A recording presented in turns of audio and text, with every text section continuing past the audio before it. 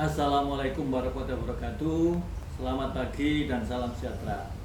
Perkenalkan, saya Joko Siono, dosen Fakultas Ekonomi dan Bisnis Universitas Narotama di Surabaya.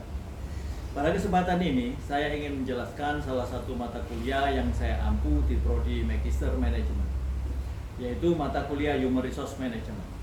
Penjelasan ini merupakan bukti pelaksanaan Tridharma Perguruan Tinggi bidang pengajaran. Pengajaran yang saya lakukan menggunakan pendekatan DIA, yaitu Delivery, Interaction, dan Assessment. Delivery merupakan penjelasan tentang mata kuliah yang saya ampu. Di sini saya juga akan menjelaskan fenomena-fenomena yang ada di industri, khususnya di bidang Human Resource Management. Berikutnya yang selanjutnya adalah Interaction, merupakan interaksi yang saya lakukan dengan mahasiswa selama proses belajar, sehingga terjadi proses pembelajaran yang interaktif dan sangat aktif antara mahasiswa dan dosen. Selanjutnya adalah assessment, merupakan standar penilaian yang saya pergunakan dalam menilai prestasi belajar mahasiswa. Dengan demikian, mahasiswa akan mengetahui nilai-nilai apa saja atau standar apa saja yang dipakai dalam penilaian ini. Sebelum saya masuk ke materi perkuliahan Human Resource Management, saya ingin menjelaskan tentang capaian pembelajaran lulusan dan literatur yang saya pergunakan. Adapun capaian pembelajaran yang ingin dicapai adalah mahasiswa mampu menerapkan konsep, teori, metode, dan perangkat analisa sumber daya manusia dalam pekerjaannya, khususnya di Departemen Human Resource atau HRD. Mahasiswa mampu melaksanakan fungsi organisasi sumber daya manusia pada level operasional pada berbagai organisasi bisnis yang dilakukan secara mandiri dengan baik dan benar.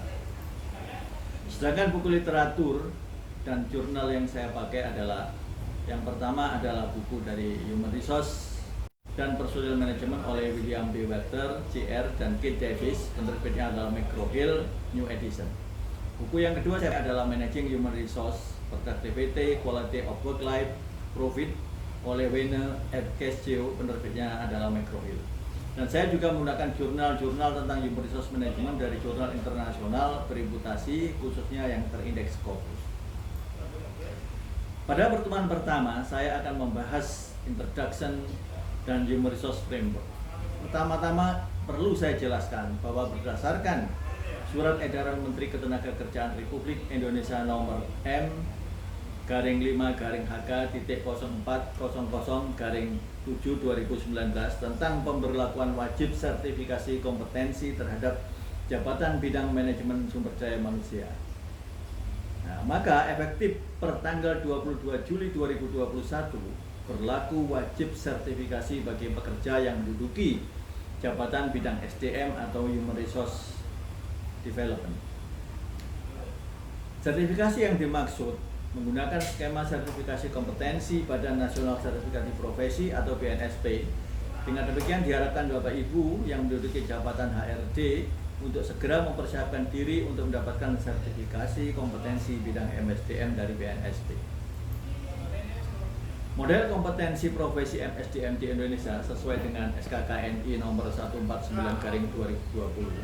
Terdapat 9 klaster, yaitu yang pertama adalah pengadaan SDM, yang kedua adalah remunerasi, yang ketiga adalah manajemen kinerja, yang keempat pembelajaran dan pengembangan, yang kelima manajemen talenta, yang keenam hubungan industrial, yang ketujuh sistem informasi pekerja dan administrasi SDM, yang kedelapan strategi dan kebijakan manajemen SDM, yang kesembilan pengembangan organisasi. Perlu diketahui bahwa terdapat framework Human Resource Management. Yang pertama framework ini berasal dari karakteristik dari organization atau juga bisa katakan juga dari organization objective dan juga digabungkan dengan environmental influence atau pengaruh-pengaruh yang ada di lingkungan perusahaan tersebut.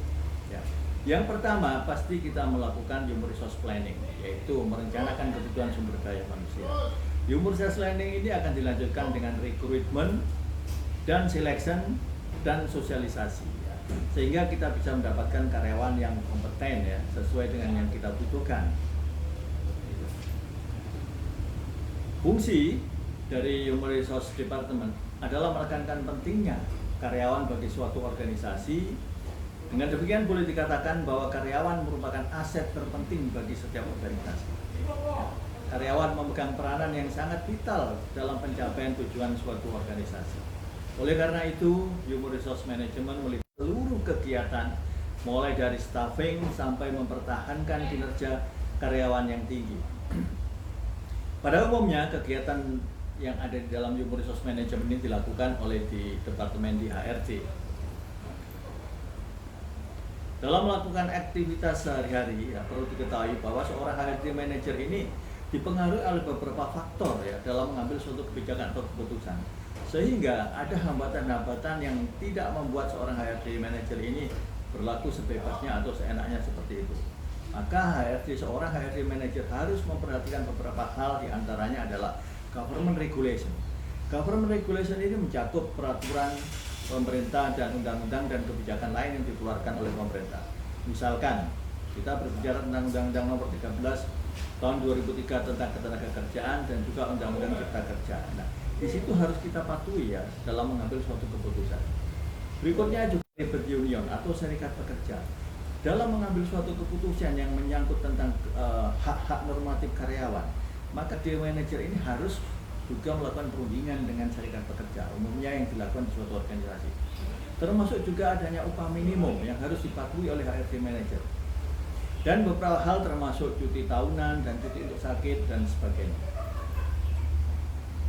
Sedangkan untuk perolehan SDM, jadi atau acquisition human resource ini dilakukan melalui beberapa tahapan yang dimulai dari pertama adalah human resource planning. Di sini manajemen memastikan ketersediaan jumlah karyawan yang tepat pada saat yang tepat dan dengan kualifikasi yang sesuai dengan kebutuhan. Hal ini diperlukan agar suatu organisasi mampu mencapai tujuan yang telah ditetapkan. Setelah human resource planning, maka dibuatlah dengan kelanjutan yang dilakukan dengan adanya rekrutmen. Rekrutmen adalah proses di mana suatu organisasi berusaha untuk mempekerjakan orang yang tepat untuk sebuah lowongan pekerjaan. Kemudian dilanjutkan dengan selection. Selection adalah proses memilih kandidat yang paling cocok untuk posisi yang kosong dalam organisasi. Biasanya dilakukan dengan wawancara dan tes kompetensi dan kadang juga dilakukan tes psikologi. Setelah proses selection selesai dan sudah didapatkan karyawan baru yang sesuai dengan kebutuhan organisasi, maka dilanjutkan dengan sosialisasi. Di dalam socialization ini, karyawan baru dikenalkan dengan budaya dan lingkungan organisasi, peraturan perusahaan, SMK 3 atau Sistem Manajemen Keselamatan dan Kesehatan Kerja, dan juga dikenalkan dengan pejabat inti organisasi dan rekan kerja. Setelah socialization, proses selanjutnya adalah development of human resource atau pengembangan SDM. Pengembangan SDM ini meliputi training and development dan juga career development. Perlu diperhatikan bahwa kompetensi karyawan bisa kedaluarsa karena adanya perkembangan teknologi dan perkembangan manajemen bisnis yang baru. Untuk itu perlu dilakukan adalah pelatihan dan pengembangan terhadap karyawan, sehingga kompetensi karyawan ini tetap sesuai dengan tuntutan pekerjaan yang ada di perusahaan. Dan perlu juga disusun pengembangan karir agar karyawan memahami peluangnya di masa yang akan datang dan meningkatkan kompetensi untuk mencapai peluang tersebut. Demikian yang bisa saya sampaikan untuk pertemuan hari ini. Silakan kalau ada beberapa pertanyaan yang perlu disampaikan, dan untuk pertemuan selanjutnya saya minta Bapak Ibu mempresentasikan kasus-kasus MSDM yang ada di perusahaan Bapak Ibu masing-masing, khususnya tentang human resource planning, recruitment, selection, socialization, training and development, dan career development. Sekian, terima kasih. Wassalamualaikum warahmatullahi wabarakatuh.